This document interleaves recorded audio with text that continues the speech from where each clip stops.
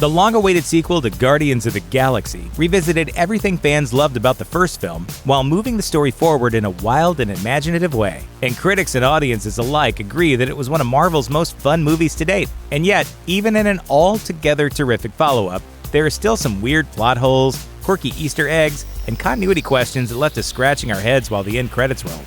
Yeah, it's all small potatoes compared to the movie's winning qualities, but here are all the dumb things from Guardians of the Galaxy Volume 2 that left us feeling a little unsettled. Star-Lord's tracking device.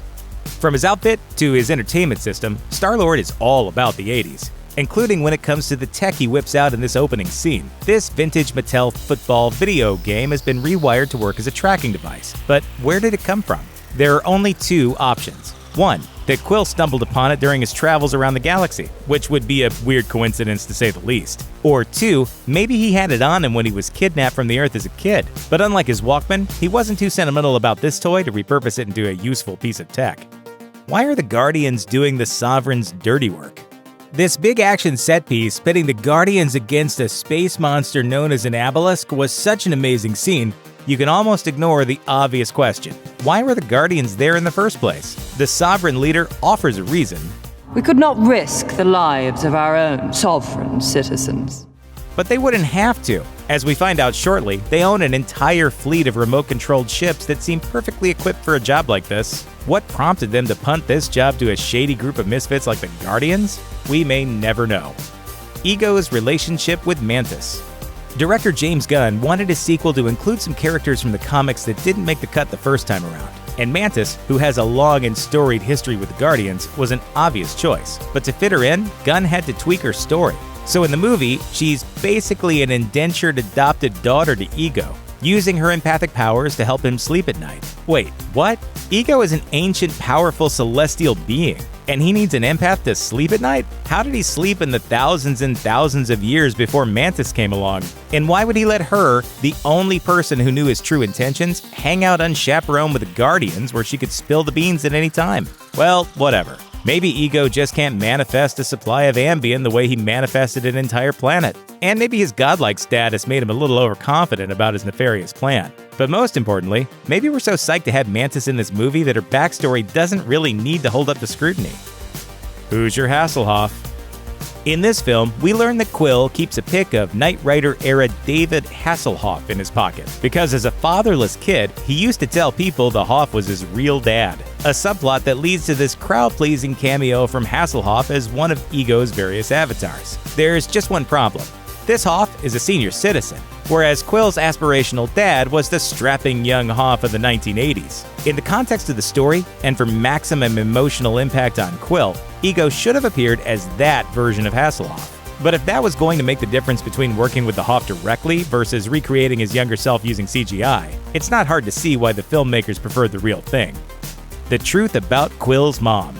Ego is still making a hard pitch for Quill to join him when he also spills a horrifying secret. He's the one who gave Quill's mom cancer, a fact he reveals to his son while also trying to woo him over to the dark side. But for some strange reason, learning that Ego is responsible for the worst trauma of his life doesn't make Quill feel like teaming up with him. An outcome so predictable that any celestial being worth his salt should have seen it coming, and equally inexplicable is why Ego bothered to off Quill's mother at all. What gives, dude? I returned to Earth to see her 3 times, and I knew if I returned a 4th, I'd never leave. That's his story, but we don't buy it. Everything we know about Ego suggests he's a raging sociopath who doesn't care about anyone.